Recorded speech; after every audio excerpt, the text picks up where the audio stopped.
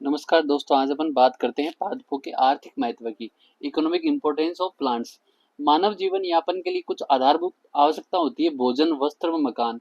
ये सब चीजें लगभग प्रत्यक्ष व अप्रत्यक्ष रूप से पादपों पर डिपेंडेंट कहीं ना कहीं होती है। भाई भोजन भी पादपों से मिलता है।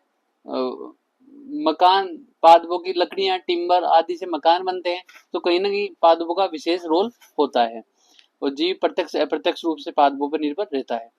पादपों को निम्न वर्गों में विभाजित करते हैं: खाद्य पादप, औषधीय पादप, इमारती, काष्ठ व रेशे संबंधित पादप।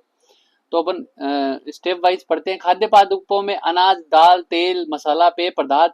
औषधीय पादप में अश्वगंधा, अफीम, सर्पगंधक, गूगल, सफेद मूसली। इमारती में सागवान, खेजड़ी, रोहिड़ा, कपास, जूट, ये सब रेशे में आ जाता है।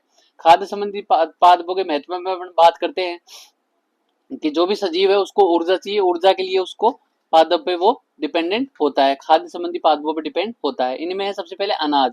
अनाज क्या है? ये घास कुल के सदस्य हैं। ग्रेमिनिया पोएसी घास कुल के सदस्य अनाज हैं। ये स्टार्च के मुख्य स्रोत है और स्टार्च मानव को जीवन के लिए आवश्यक है।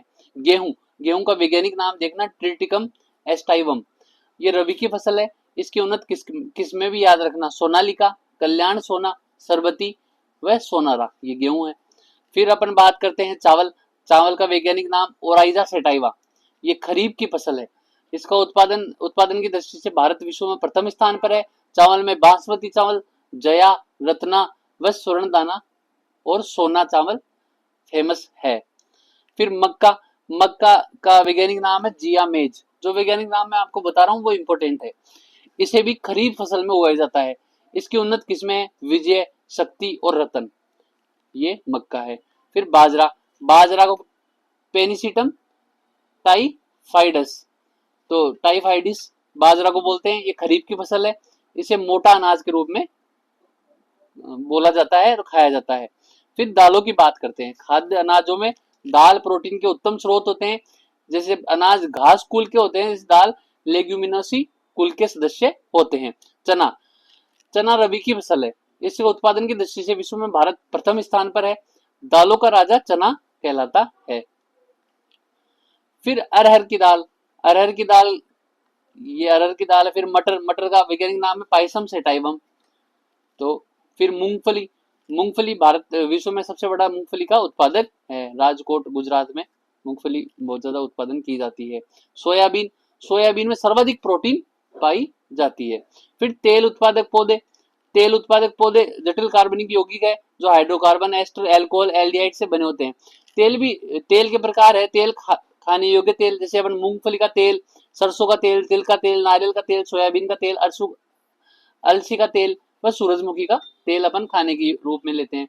अखाद्य तेल, अरंडी का तेल व तारपीन का तेल। अरंडी का तेल कहीं कहीं पाचन सिस्टम को स्ट्रॉन्ग करने के लिए आयुर्वेद में दिया जाता है।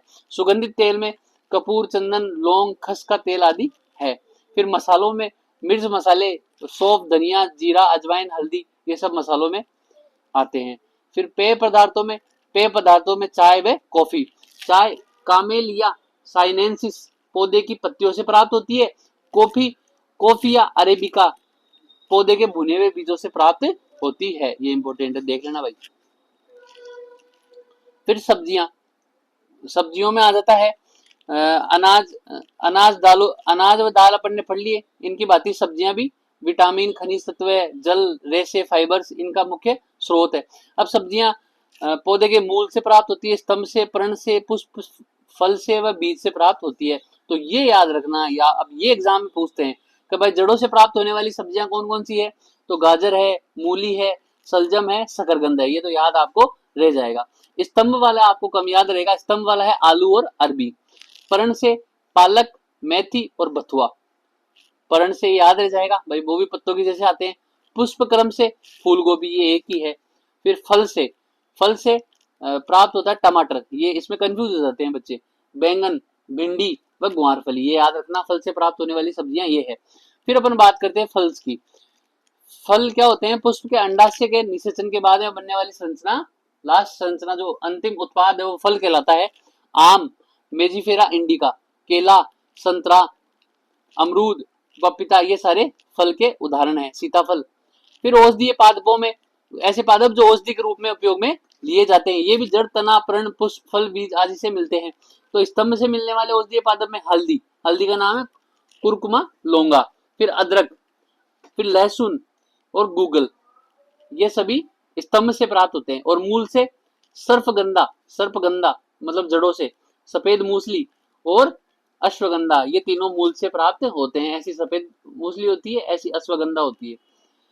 फिर बात करते हैं छाल से, जैसे कोनेन वृक्ष की छाल का उपयोग किया जाता है, अर्जुन की छाल का उपयोग हार्ट के पेशेंट के लिए किया जाता है। तो छाल से प्राप्त पौधे ये है।